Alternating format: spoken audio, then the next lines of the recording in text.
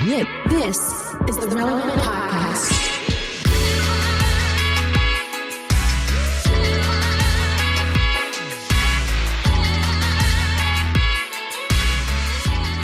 It's episode 1161, and it's the Relevant Podcast here in Orlando. I'm your host, Cameron Strang, and joining me from Loverland, Virginia, it's Jesse Carey.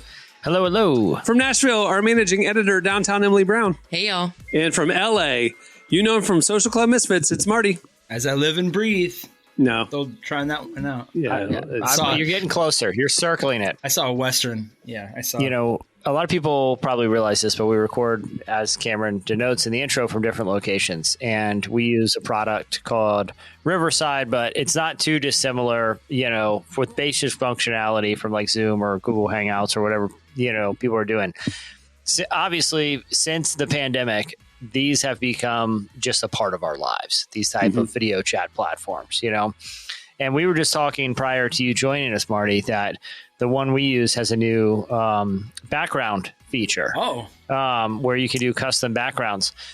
I'm curious on thoughts on this because I'm in, like everyone, you know, I don't say everyone, but like a lot of people, I'm in and out of these type of calls all day, all week long. And people that I am colleagues with, people that I talk to regularly, but also people that are just out there in the wild that are strangers working in parts unknown, that it's like, oh, hey, this potential business person, partner, or this collaborator, whoever it is. Right.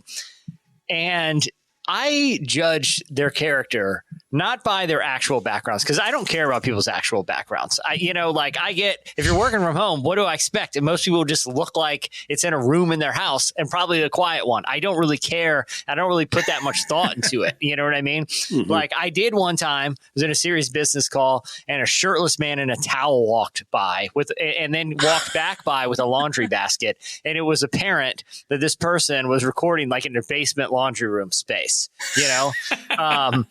But usually I'm not too concerned about the real life backgrounds. But when somebody does a custom background, it's a choice. It is a choice. And I like ones. It's one thing if they're in like a space station or something that's like whimsical, or like or like Don Draper's office or something, like something that's recognizable. Yeah, that has to make sense. That was fun. But when I feel like people are trying to trick me, when they do like something that looks like off the showroom floor from like a fake IKEA room that's a little too nice, or like, do you guys get a vibe when people do like realistic home backgrounds that are probably just nicer than their home? That's a big deal on TikTok. I know that you're not on TikTok, Jesse, but a lot of the like he's on TikTok as a viewer. Yeah, as a viewer. I do a lot of trolling. A silent viewer. Yeah. If you ever go to like the lives, you could change your background. And so, did you say?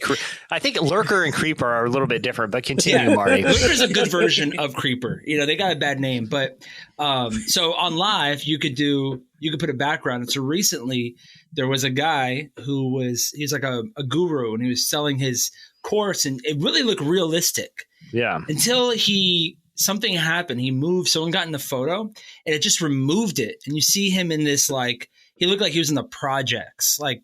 It looked bad. It looked like he was in the home from like Family Matters. Everything was still brown and like, you know, it had like a yellow film to it. It was different than his Miami, you know, beautiful high-rise apartment. So, you know, scammers beware.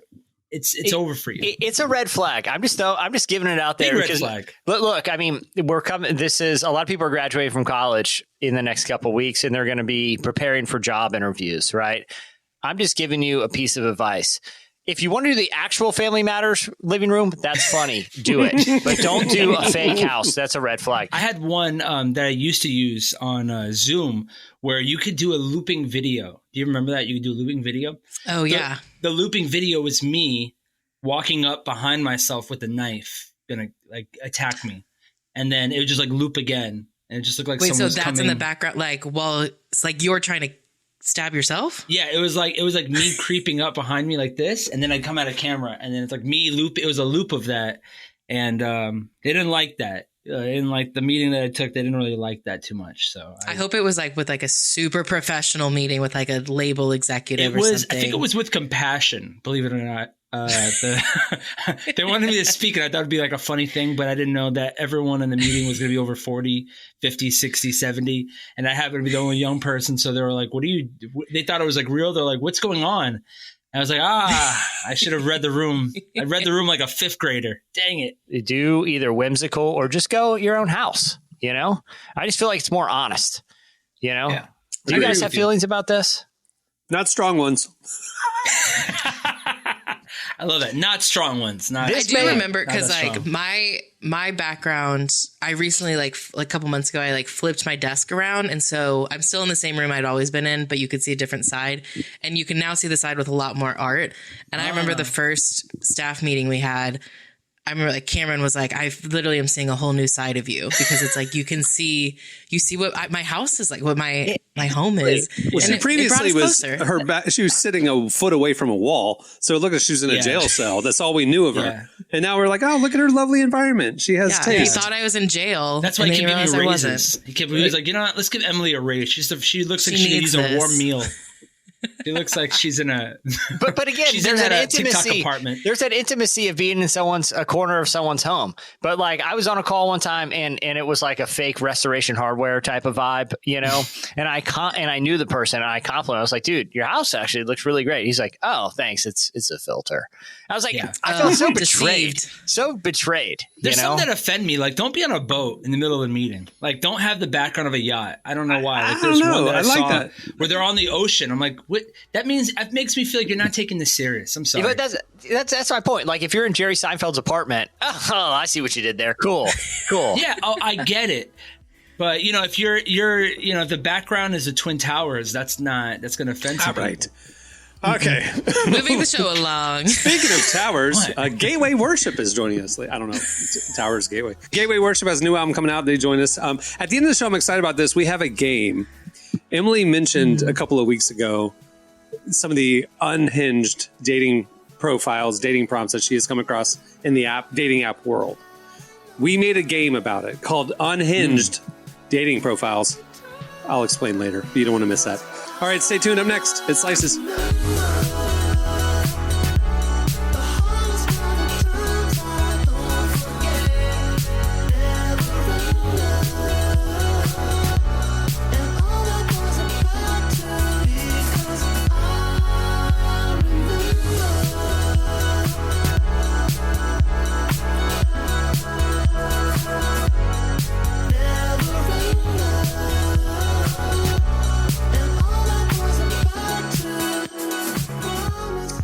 You're listening to Justice and Tame Impala. The song is Never Ender. Today's podcast is brought to you in part by Mercy Ships. Globally, 5 billion people lack access to surgical care. In sub-Saharan Africa, there's only one surgeon for every 200,000 people. Mercy Ships provides free, life-transforming surgeries for people who have little to no access to medical care. They help the blind see, straighten twisted limbs, remove deadly tumors, treat cleft conditions, and so much more. With state-of-the-art hospital ships, they provide safe surgery to children and adults living with treatable conditions, and it's completely free of charge. They do all this work with an all-volunteer crew of professionals who donate their time and talents. Surgeons, stewards, nurses, engineers, and more make the world a better place. Your donation today provides free, safe surgeries to people in desperate need of help. All gifts are matched, so please donate today at mercyships.org/relevant. Today's podcast is brought to you in part by Tim Tebow's book, Look Again. Have you ever wondered what would change if you truly believed you were infinitely valuable to God? In his New York Times bestselling book, Look Again, Tim Tebow reveals the powerful truth that when we learn to see the image of God in every person, including those we struggle to love, everything changes. Tebow shares incredible stories from his work with people the world often overlooks, and it will challenge you to stand up to the lies, rediscover the worth that everyone has, and impact the world for good. Find Look Again by Tim Tebow, available now wherever books are sold. All right, it's time for Slices. What do you have, Jesse? All right. There's a great podcast that I listen to somewhat frequently, The Town with Matthew Bellamy it's on the Ringer podcast network, and it covers. Isn't it a movie with Ben Affleck? It is. That's actually that movie holds up. By the way, I just watched it yesterday. Wait, what is it about? It's about bank robbers with Jeremy Renner. 90% of all the bank robbers in all of Boston are from one block. And it's about that block. Yeah. Is this a documentary? Or? No, it's an incredible scripted film with Jeremy Renner, where other than Heat, it's probably the best bank robbery movie. I saw it on a plane recently again. I was like, wow, this really does. You just hit something in my mind. That is really, Heat and this movie are great. Now I'm going to go after this podcast and make a whole list of my favorite bank robbery type movies. Wait, Ocean's 11 has to be on there. It doesn't have the grit. This one has shirtless young Ben Affleck doing pull-ups, getting ready for a heist. Okay, aside. Marty, here. Okay, real quick. Sorry. I would love to do a heist movie. Like if someone said, "Hey, I'm not a screenwriter. I have no intention of pursuing that." But if they did, if they said, "Look, man, you have to write a movie. What's the genre?" It would no question be bank robber, because you get the muscle, the getaway guy, the hacker, like the inside I'm in the person. mainframe. I'm in the mainframe. Ocean's 11. I'm describing all of them. It's like a pretty version. I mean, Ocean's 11's like Casino. This is like a little bit more realistic. Like they're not robbing a casino. They're robbing like banks, and they're hurting. They actually robbed Fenway. Yeah, sure. But like let's go like a Point Break, which really rode that line. You know what I mean? There's a lot of directions we can go here. Anyway, I would love to make one. The Town still holds up. Anyway, The Town podcast covers the media industry, and they recently had on screenwriter Aaron Sorkin, who the kind of conversation rolled around to his relationship with Mark Zuckerberg, which he has none. But during that conversation, it was revealed that Aaron Sorkin is actually making a sequel to arguably his most successful movie, at least critically, which is The Social Network, which told the story of the birth of Facebook. He wrote it. He didn't direct it, but he did write the screenplay. And on that podcast, he revealed that he is working actively on a sequel, which will look at Mark Zuckerberg's role in the January 6th violence at during the presidential. You're towing a line right now. You're not trying to use words on the one insurgency side. at the Capitol. Okay. He's trying to be nice about it. The gathering that happened on the day when the I said the violence. I said the violence. I mean, the big tour group that got it. Yeah. The riot where crazy people tried to overthrow undermine the election results and hang Mike Pence. Yeah. Yeah, oh, exactly. now I know what you're talking about. That January 6th incident. Yeah. Gotcha. I was thinking of another January 6th incident that ended much more civilly at a local Target by me. No, obviously, I don't feel like I need to qualify. Everyone would watch it on TV. But, his take is that Mark Zuckerberg personally holds some degree of responsibility for what transpired that day. He said, this is a quote that he said in that algorithm. Facebook has been, among other things, tuning its algorithm to promote the most divisive material possible, because that's what will increase engagement. That is what will get you what they call inside the hallways of Facebook the infinite scroll. So, essentially he's saying that because these social media algorithms feed sort of the worst human impulses, which are anger and hostility or confirmation bias at the expense of being exposed to ideas that may challenge misinformation, that it has led to sort of this splintering effect that ultimately when it comes to like real world action can cause events like January 6th. Now, he does have a point. The Wall Street Journal not that long ago released a series of, I believe it was 11 articles that were called the Facebook Files, based on whistleblower reports that were released by a former or algorithm expert at the company named Francis Haugen. And in those reports, it actually talks about this, how they would tweak their algorithm to try to increase engagement. But when it was brought to the attention of leadership that people were getting more hostile, sharing more disinformation, and making Facebook a much angrier place, Mark Zuckerberg personally said, don't change it back because it could affect, overall engagement. Sorkin said this in the interview. There is supposed to be a constant tension at Facebook between growth and integrity. There isn't. It's just growth. So if Mark Zuckerberg woke up tomorrow and realized that there is nothing you can buy for 120 million that you can't buy at 119, so how about if I make a little bit of money, I will tune up integrity and tune down growth? Yes, you can do that by honestly switching a 1 or a 0 or a 0 to a 1. But his implication is they'll never do that. They'll always prioritize growth and engagement over what Aaron Sorkin alleges is truth and integrity. I feel like it's a really compelling sequel to The Social Network for two reasons. One, The Social Network is a really great movie, just as a piece of cinema. Yeah. But two, it accurately diagnosed sort of the social conditions of the era in which it depicts. It shows how this socially kind of awkward, isolated college student, mixed his social insecurities with ambition to create what we now know as social media. And I think when you look at insecurity and ambition.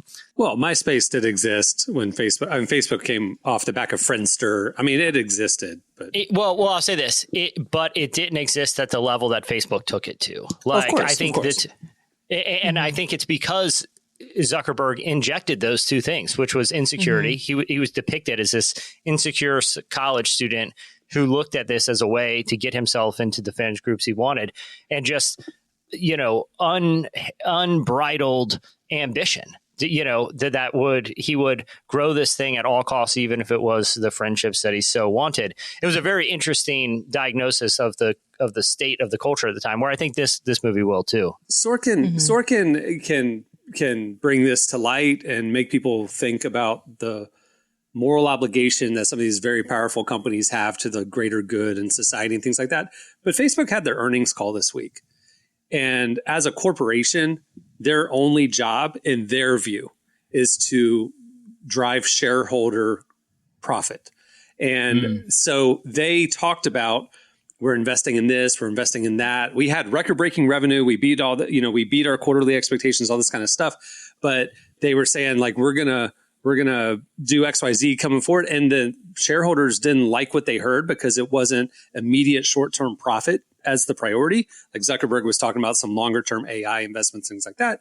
And their share prices dropped 20% right after the call saying, we just had record-breaking quarterly profit. And it's like, that's the issue that Sorkin probably doesn't think about, is Zuckerberg isn't thinking about right or wrong. He's literally going, if I don't deliver growth every quarter, profit every quarter, I can't do anything to tweak an algorithm that might mean 2% less engagement, because then we're going to get slaughtered at our earnings call. I mean, that's all he's thinking about. And so it's like, what is the integrity expectations of corporations who solely exist to drive shareholder profit? Yeah. How can we ask them to do anything other than that? Like, that's what I'm saying. I'm not saying I agree with it. I'm saying that's the system, Yeah, for sure. It's not that's Facebook. It's everybody. It's every capitalistic corporation. It's Boeing, right? It's Boeing pivoting from expensive engineers to robots and executives who value cost cutting, because cost cutting equals profit growth, and profit growth means increase in shareholder value, right? So and that's why that's the second reason I think this film is interesting, not just because it continues the career of an interesting writer and filmmakers, but it'll be a diagnosis of what is a problem uniquely kind of feel like of our era, or maybe not uniquely of our era, but accelerated in our era. I think for a variety of reasons. So anyway, I'm reasonably excited for this as a piece of, Sorkin can get a little preachy. I like his preachiness. Oliver Stone. But it's a certain type of writer where they try to incorporate a moral compass in what they do, which is good and bad. It's great. I just don't think Facebook's never going to change. I mean, that's just it. I mean, there's because of how our system works, You think Jesse Eisenberg is going to play Mark Zuckerberg again? I would assume Absolutely so. not. You don't think so? I think he would. I think after that came out and people like connected him to Mark Zuckerberg so much that like I feel like I've seen videos of people accidentally calling him Mark instead of Jesse, and I think he got really annoyed by it. Hey, what does he have going on? What does he have going on right now? He needs this role. I think they're making a third Now You See Me. Oh, God. Well, there's a heist movie for you, Emily. Yeah, I was going to say that's a heist magic movie, aka Jesse's absolute favorite. So I know he's excited about that. You know it's bad when you are such a great actor that they identify you with that character. So in the Latin community, that for us is Yolanda from Selena. She started getting real death threats because they were like, you killed Selena, even though it was a movie, because these idiots don't know any different.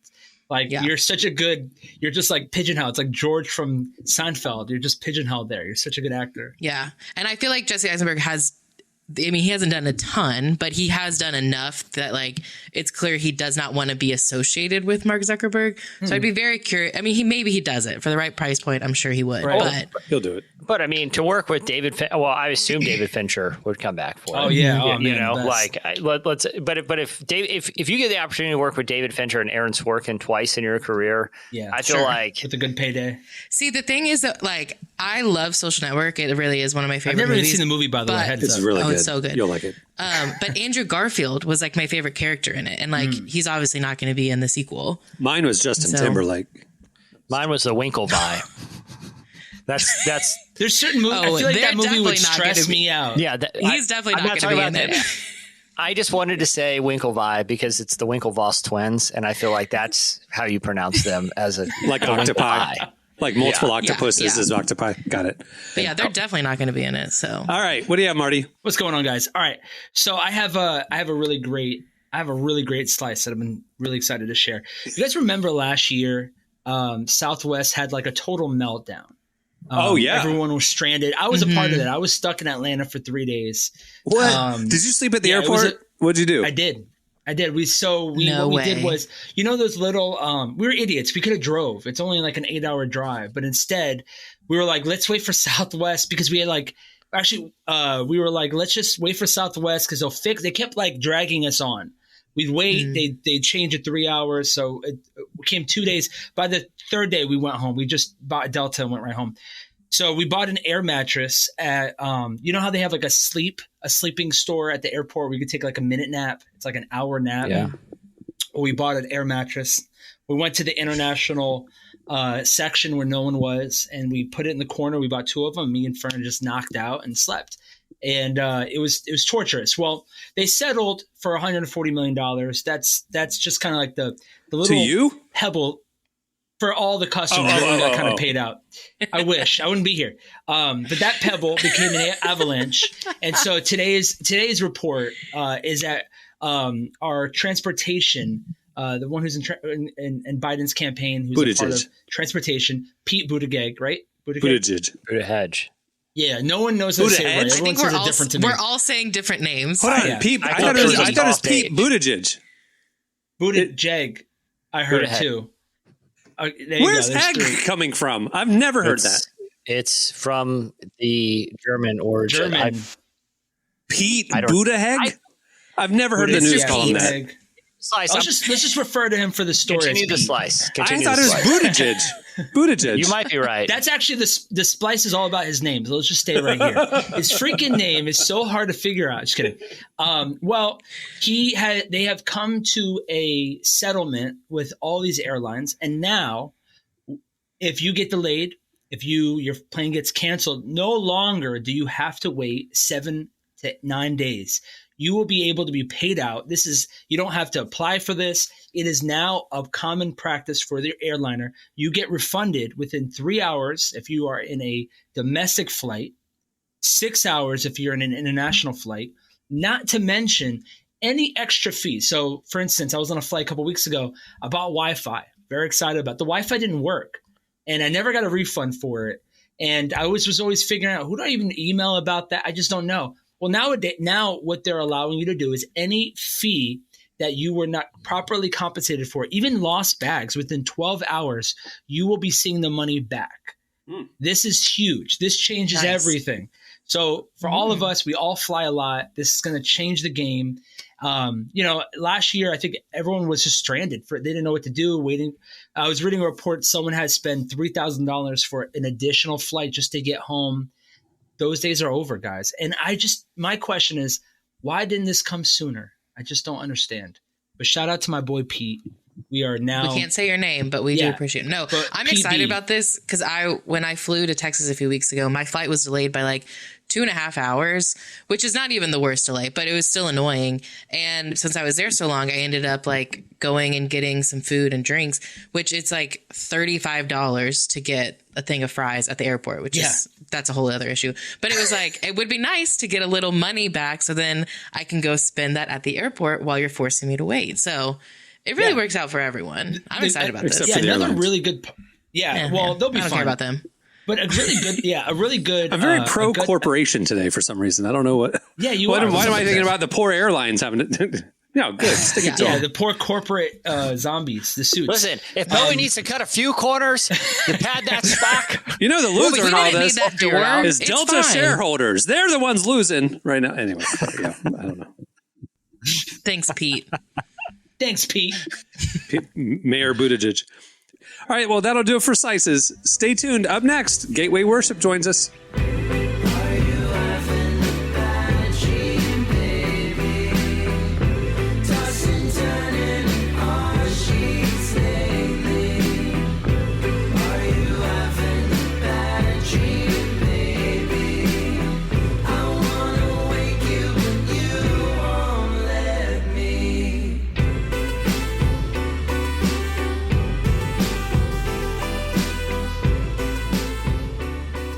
You're listening to Wallows. The song is Bad Dream.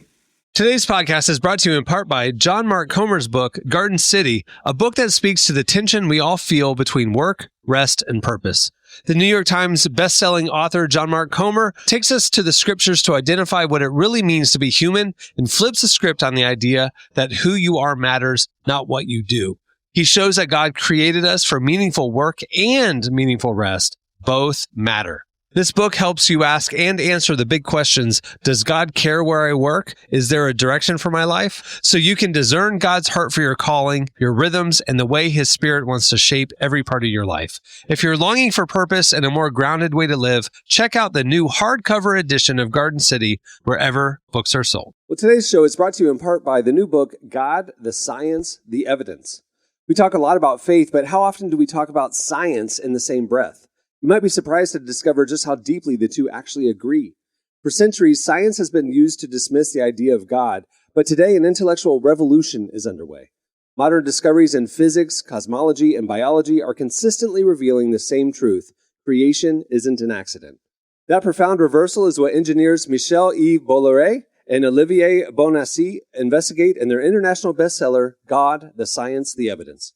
This book is a rigorous, evidence-based critique of materialism, inviting you to explore over a dozen scientific, philosophical, and historical domains. It shows that what was once seemed impossible, that science could point to a creator, is now supported by a vast and convergent body of evidence. With over 400,000 copies sold in Europe, this book is sparking a global debate.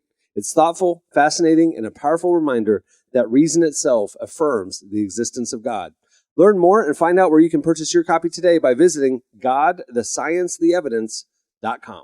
Today's podcast is brought to you in part by Erwin McManus's book, The Barbarian Way. Some books don't just inspire you, they confront you. The Barbarian Way, now celebrating its 20th anniversary, is one of those books. If you felt the pull of God towards something deeper and wilder than the safe, predictable version of faith that we settle for, McManus reminds us that following Jesus was never meant to be tame. It's meant to awaken courage, passion, and purpose God placed inside us. He draws from the wild stories of Abel, Noah, Moses, Rahab, and others to remind us that following God wasn't meant to be tame. Safe faith isn't working. Step into the story God is writing for you. Choose passion, choose boldness, choose the Barbarian Way. Available now, wherever books are sold. Well, today we're joined by Matthew Harris and Hope Adams from Gateway Worship, the worship collective from Gateway Church in Dallas. We talked to them about their new album and how they're creating new songs for the church by intentionally pouring into the next generation of worship leaders. Here's our conversation with Gateway Worship.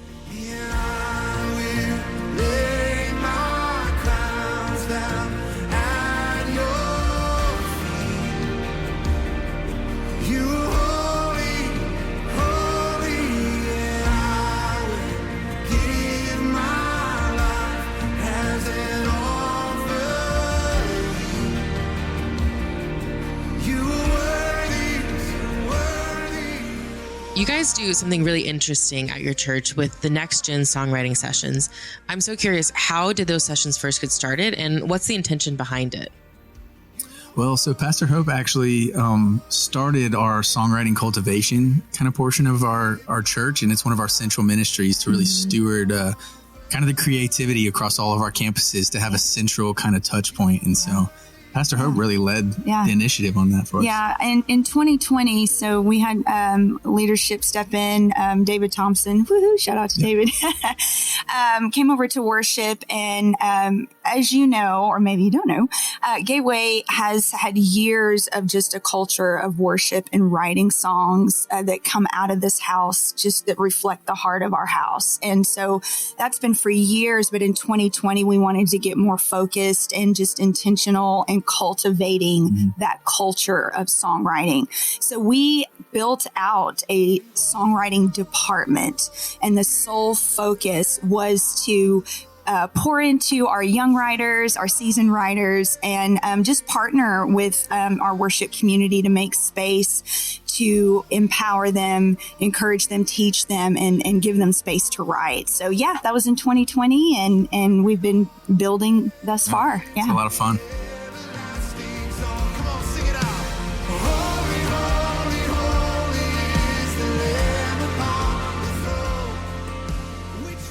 Now, when you say next generation, is that just for Gen Z, or is it open to any new songwriters? There's not exactly an age range. We want to keep it as young as possible. And some of our writers will write more for Gateway worship. And we kind of have a lot of those more seasoned writers in these rights to be able to teach and help some of our younger writers. But what we really want to do is help kind of raise up more young writers and young creatives. And so really, if you are a younger person in our church, or even just related here to our church in the Metroplex, we kind of invite everybody. It's a wide net because we expect that people are going to be learning in rights as well as contributing. And so it can go as young. I think the youngest we've had at a right I know of is, I think, 15. Yes. Yeah, I think 15. Yeah. And then the oldest, 70s, I think. So either way, but it's really just a core value of our church to have generations pouring into generations. Yes. And so we don't miss out on that when it comes to songwriting.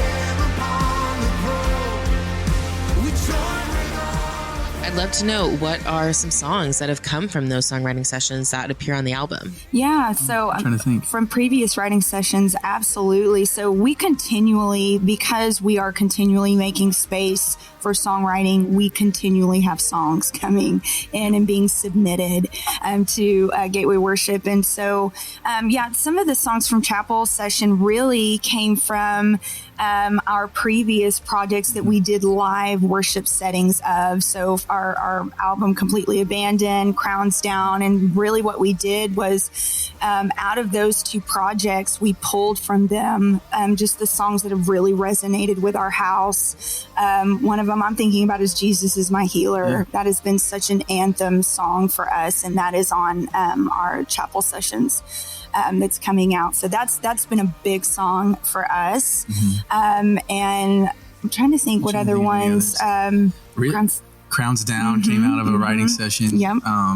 Really, we put together, I think at least quarterly, we have these kind of songwriting events that we host. And out of those, really Hope also oversaw a process to where we have groups that review these songs. So really the way it kind of works for us is we have a massive songwriting day. And then over the next probably 3 to 4 months, all those songs go through a process where we have groups that are kind of made out of our worship pastors, a congregation member.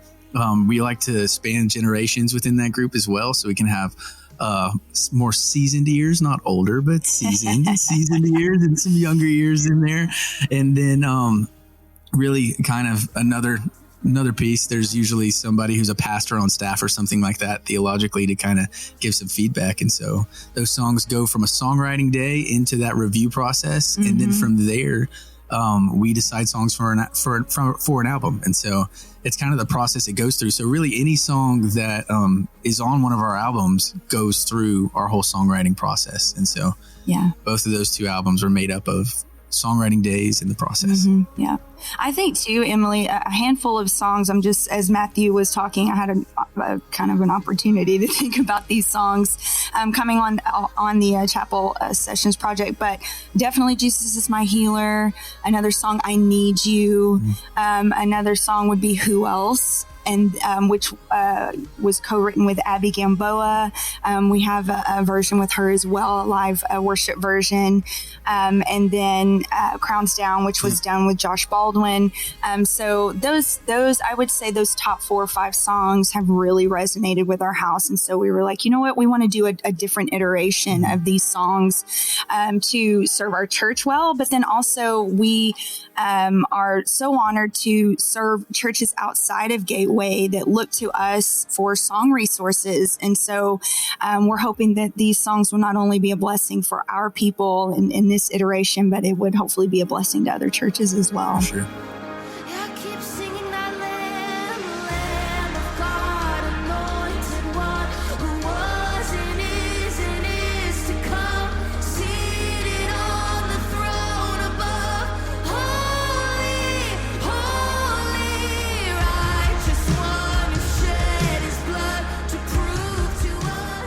This review process that you're talking about is really interesting to me because I think we can all think of some worship songs that maybe needed some further review. And I'm just curious, when did you first implement that into your songwriting? I believe that we've always had some form of a review process. But I think we just got a little bit more intentional and really zeroed in on what does that review process look like and how can we involve our worship community? What does that look like? So there's excitement and buy-in around the songs that are coming in and through our house. And to your point, you mentioned theology review. That is one of the steps of the process. I mean, a song does not move forward until we get a thumbs up from at least 3 of our pastors who are on staff, who are part of our theology review team. If we're getting a thumbs up from at least 3 of them to say, okay, theologically, these songs are sound and represent our house well. And then they go through the rest of the process. So yeah, as Matthew had mentioned, we try to be intentional and include a lot of our worship pastors because not all of our worship pastors are songwriters, but they are worship pastors, they're worship leaders. So they know, because they lead our congregation in worship week in, week out, they know the types of songs that our people will connect with, that are singable, that are memorable, all those types of things. So we involve our campus worship pastors. We involve seasoned songwriters. We involve some of our congregation members, people that just have a heart for worship. They might not understand all the technicalities of songwriting, but they just love to worship. And so we're intentional to incorporate them as well, a part of these review teams. And so, yeah, songs, well, we have about 5 song review teams. And so last year we had a little over 200 songs submitted to our song writing process. And so we try to do our very best to steward each song well. Now that looks different from each song. Maybe it goes through the process and it's like, you know what, in this season, we don't see a place for it in Gateway Worship. So we're going to return it back to you. But then sometimes it's a song that's like, this is a song for this season. And so it's a beautiful thing. I feel like all of our writers are just so open-handed and like want to write when coming to a songwriting event for Gateway Worship, just want to submit their gift and their heart and say, hey, I'm going to write, I'm going to be a part of this process, and I'm going to submit my songs. And if God uses it, great. And if he doesn't, that's okay too. Most of our songwriters, if not all of our songwriters, are involved in our local church. And we all lead worship to some degree. And so really our main focus is to write prayers for our congregations that, one, we can all gather together and sing these truths together as we gather as the church. But also, I heard it said once that people usually don't hum the 3 points of the message on their way home from church. They usually hum one of those songs you sang. And so making sure those songs are filled with the theology of our church, like a strong theology, and that we're not just putting together clever phrases for people to sing, but strong scriptural truth, because the word of God will never fade, but man's words will. And so if we want something sticky to be in the minds of our congregants, we want it to be the truth of scripture. And so we're very, very passionate about it. And it's so much fun because we partner with the Holy Spirit, the ultimate creative. And so when we get to just say like, hey, how can we take your words and configure them in a way and put sticky melodies on them so that your people can sing them again. And it's just a blast. We have a lot of fun doing it. We do, don't we? Yeah, we do.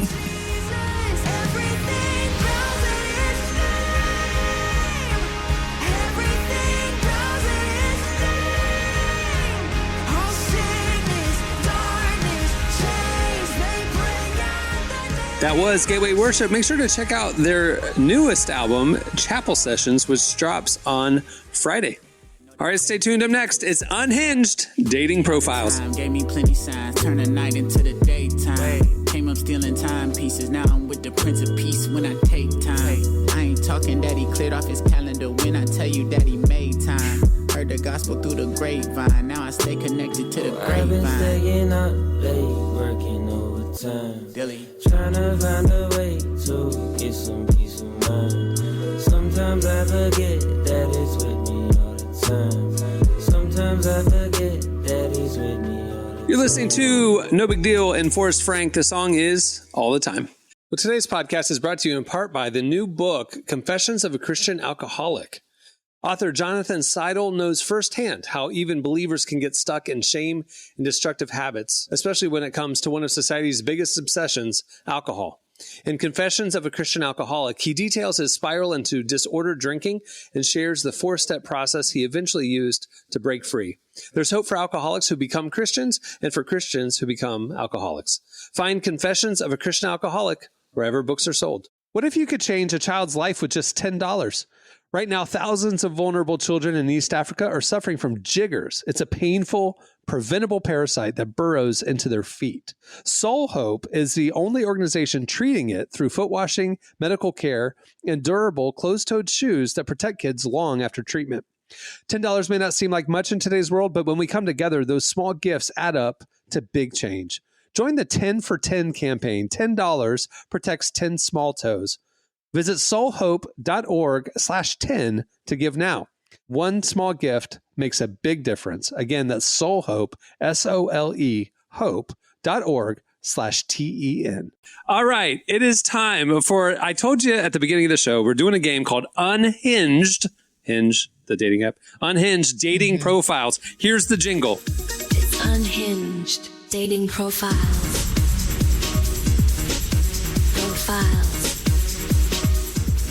All right, so here's what it is. Emily alluded to the fact that it's a mess out there. These apps, it's a wild scene. Such a nice way to put it. Yeah. It's tough. Like we're actually doing this game. This is really on behalf of all single people who have ever been asked, why are you still single? It's because of these prompts. Yeah. And I just need people not on the apps to understand. Well, help us understand what a prompt like. Yeah, she explained this to me. So I thought you just put your profile up there and you said, "Hey, this is who I am," and people liked you or didn't. I didn't know. She said, "No, Hinge asks you questions like a survey, like my love language is blank. I recently discovered blank. I'm looking for blank," and you fill it out, and then you can scroll through people's prompts to kind of get to know how they answer these questions, right? So that's what this game is. What we did is I pulled some of Emily's actual ones that she has screenshotted because they were so cringy. So some of that. We actually then went online to like Reddit and other places where other people have posted cringy real ones. And then, so we have those real. And then I had AI write prompt responses as well. So what I'm going to do is I'm going to read you 2 prompt responses, and you're going to tell me which one is real and which one was written by AI. Got it? Okay. Here we go. Unhinged Dating Profiles. Jesse, you're up first. I'm going to read 2. My love language is speaking in movie quotes. My love language is English. Which one's real? Which one's AI? Well, I don't know. The person that puts in English, I'm just gonna not even give my thoughts on that person. I'm gonna go with I'm gonna say movie quotes is real. My love language is speaking in movie quotes was written by AI. The real one is my love language is English, and Emily saw that one on an app when she was. That was a screenshot that I have. That's definitely someone who was a part of that January 6th. I was going to say, I think, yeah. That was somebody who climbed and fell down off the side of the wall. Yeah. That person is not a shareholder of a major corporation. On the way down. All right. That's awesome. Emily, I recently discovered is the prompt. I recently discovered that I am Kenough. Or I recently discovered the true meaning of adulting when I got excited about buying a new vacuum cleaner. Which one's real? Which one's AI? I mean, both are great answers. So hard.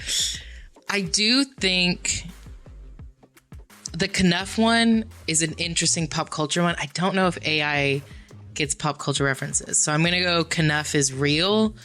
I recently discovered that I am Knuff is real. That's a real dating profile prompt that somebody put on Hinge. So good for that person. I'd swipe right.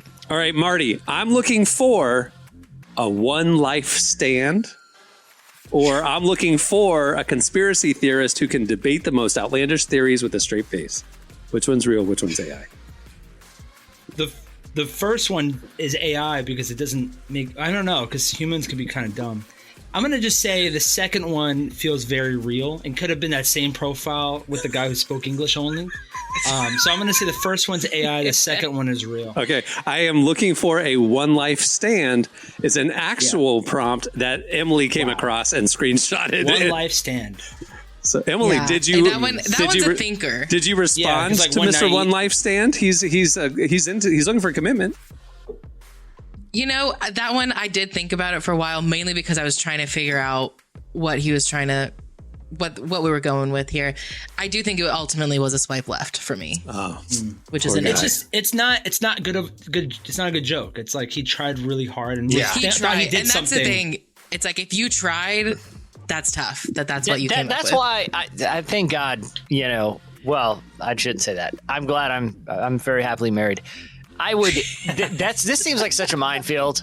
Like I don't even like texting back. Like I don't feel like I'm good. I don't think you've ever texted us ever. On his birthday. He said thanks guys when we said happy birthday, Jesse.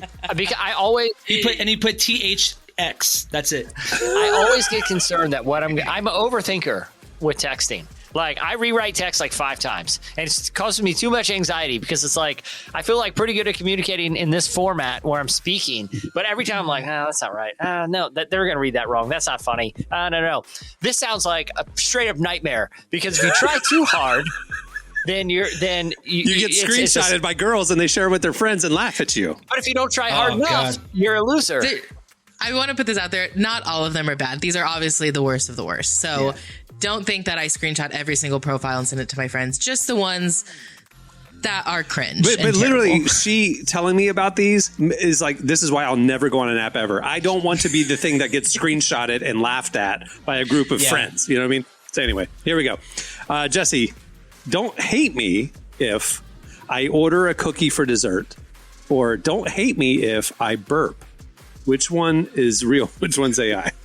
I don't think burp, why would you even need to go there? Like, I don't feel like bodily functions like that are needed in this. I think the cookie for dessert makes more sense. Okay, don't hate me if I burp is the real one. No, it's AI. That's AI. Oh, don't hate me if I burp is the real one. A real person put, don't hate me if I burp. A real man thought, this is what's going to get me a girlfriend. Yeah, which way is not good? Which swipe is not good? Right or left? Left is a no. Yeah, okay. That's a no for... That's a left. Hard left. All right, Marty, the one thing you should know about me is I'm colorblind, so I can't see your red flags. Or the one thing you should know about me is my dog is the number one girl in my life. Which one's real? Which one's AI? I could definitely say both of them are sad. Let's just say the second one is real and the first one's AI. No, the first one, the thing you should know is I'm colorblind, so I can't see your red flags, is a real one that Emily saw in an app. That was too creative. I thought that was too creative. He's trying to find his Tinderella. I get it. My thing is like, if you're going to try to do the pun about colorblind red flags, make it self-deprecating. Be like, the thing you don't know about me is I hope you're colorblind so you can't see my red flags. Don't say the girls got red flags. Oh, got it. We're the ones who make that type of humor. I was reading this article yesterday where Gen Z doesn't understand our humor. They don't get the self-deprecating stuff. So he's probably a Gen Zer. Probably like he's born in 1990. I'm colorblind, so you're good because I can't see your red flags. You're insulting the girl. You're 100% right, Cam. You're 100% right. That kid's an idiot. Anyway, all right, Emily, I'm looking for a UK green card because America's out of control, or I'm looking for DB Cooper. Which one's real? Which one's AI? I feel like the green card one because I actually feel like I've seen something like that. Like men being like, I'm trying to stay in America. I'm just looking for like a green card pass. So I'll do that is real. No, he's saying he wants a UK green card because America's out of control. He wants to leave the US. Oh, okay. So you think that's the real one? I do think that's the real one because I've seen that joke That before. is the real one. The other one I've seen. Yeah, the other one I've seen too. Yeah. All right, Jesse, I'll fall for you if you laugh at my jokes, especially the unfunny ones, or I'll fall for you if you trip for me. Which one's real? Which one's AI? Well, I mean, they're both. I'll fall for you if you trip for me. See the pun? Written by a man. I was going to say, aren't they both asking the same question? Like, are you going to laugh at my unfunny joke, or are you literally going to laugh at an unfunny joke? Like, this is the same prompt, just in different forms. By saying the unfunny joke, oh, that's funny. That's good. I mean, this is just putting the other one to the test. I'm going to say the joke is real, and the other one's AI. I'll fall for you if you trip for me is real. That was really on a dating profile. Yeah, but it's literally the exact same question, you know.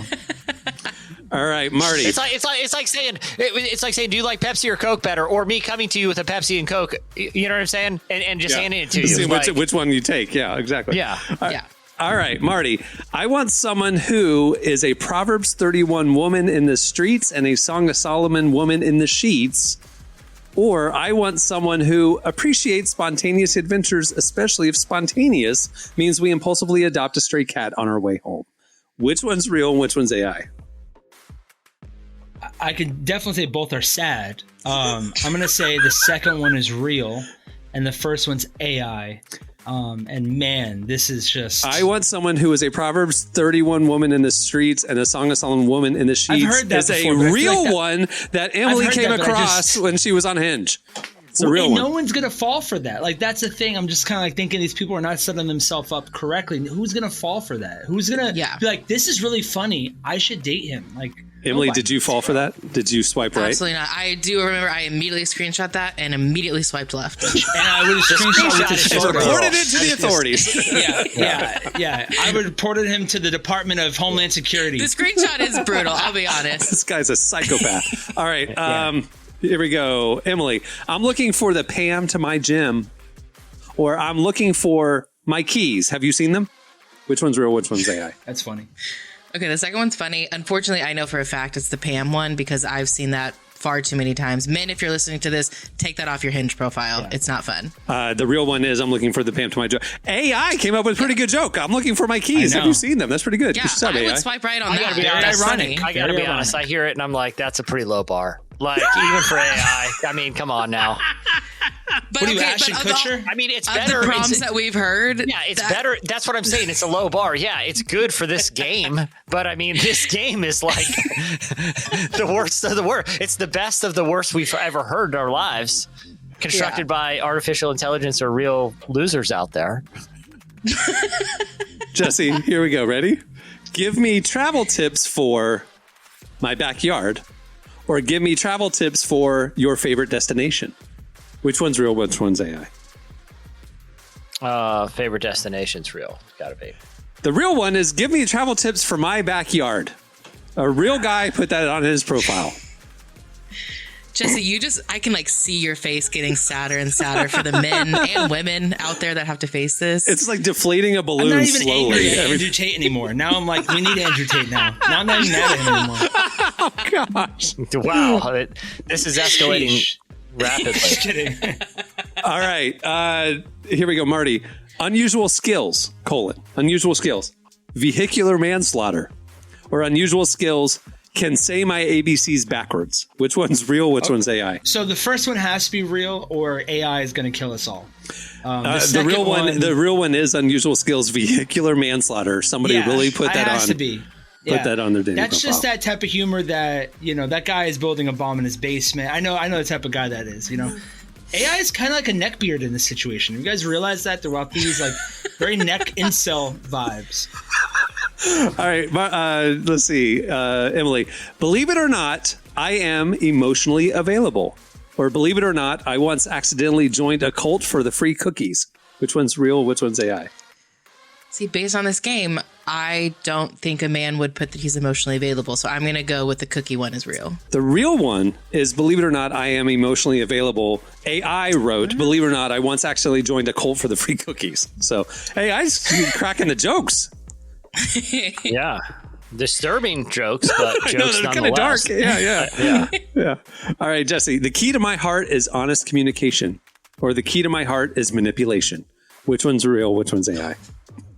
I'm going to say the ironic one, manipulation. That's one that Emily came across in real life. The key to my heart is manipulation. Emily, did you connect with that young man? Of course. That's what I'm looking for, is a man to manipulate me. No, he wants you to manipulate Emily? him. The key to his heart is you manipulating him. Oh, that I'm actually more interested in. Right. That's why I Emily, what if figured. a guy put like Taylor Swift lyrics? Would that be like, that's a good one? Oh, okay. They have. Because I feel like they would just try it just to get some type of pandering. Yeah, pandering. I don't think they that's actually are a Swiftie. Yeah. I can tell. All right, Jesse, the one thing I'll never do again is attempt to impress a date by attempting a triple backflip off a diving board. Or the one thing I'll never do again is sue 23andMe as a dating app. Or the one thing I'll never do again is use 23andMe as a dating app. Wow. Incest jokes. Again, because the 23andMe has very dark implications, I'm going to say that's AI. The real one is one thing I'll never do again is use 23andMe as a dating app. Somebody really put that in there. Oh my goodness. So what This is why you were excited about this, Cam. With that one, I want to know the rest of his profile, because if he's like a weirdo, that is disturbing. If he's funny, cool, laid back, joking, that's hilarious, Yeah. Yeah. And context matters. Christian Bale and American Psycho, Bateman type vibes, Yeah, context matters. That's what I'm looking He for. wears the small glasses that only cover the eyelid.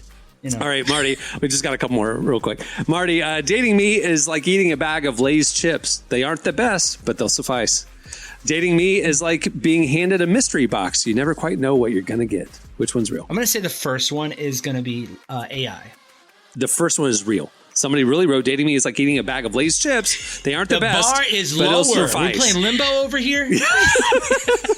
My goodness. Yep, that's a real one. All right, Jess. This is everyone such a needs to be single. validating game for me. Everyone. That's why no one's getting together. Yeah. Just all these They have responses. terrible personality. I've been saying this for years. Wow. Let's see. Okay, here we go. Emily's turn, right? Mm-hmm. Last one. Here we go.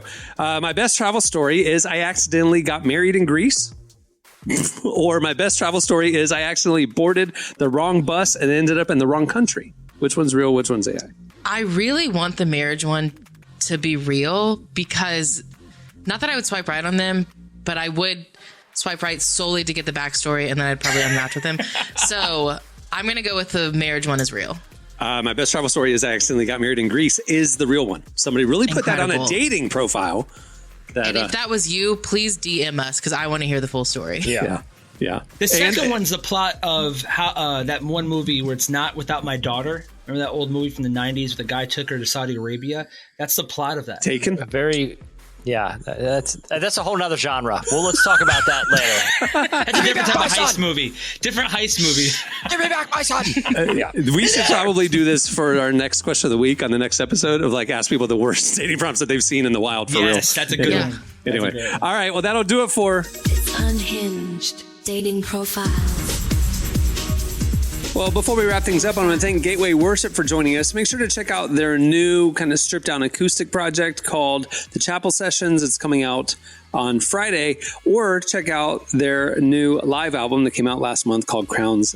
And while you're checking things out on the internet, make sure to visit relevantmagazine.com every day, where we are covering the intersection of faith, culture, life, justice, all the good stuff. And make sure to follow us on all the socials so you don't miss a thing.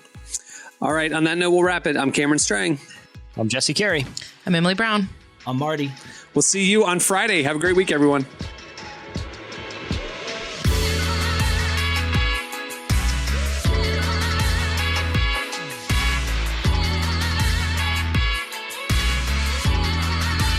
Thanks for listening to the Relevant Podcast. Check out our features, interviews, and news updates every day at relevantmagazine.com. And make sure to follow Relevant on Facebook, Twitter, and Instagram for the latest. For more great podcasts, browse the shows on the Relevant Podcast Network, which you can find at our site. And while you're there, don't miss the all-new era of Relevant Magazine. A new issue releases every other month at relevantmagazine.com.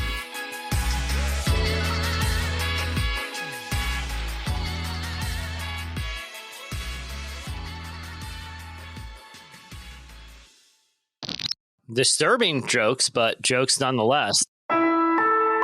Relevant Podcast Network.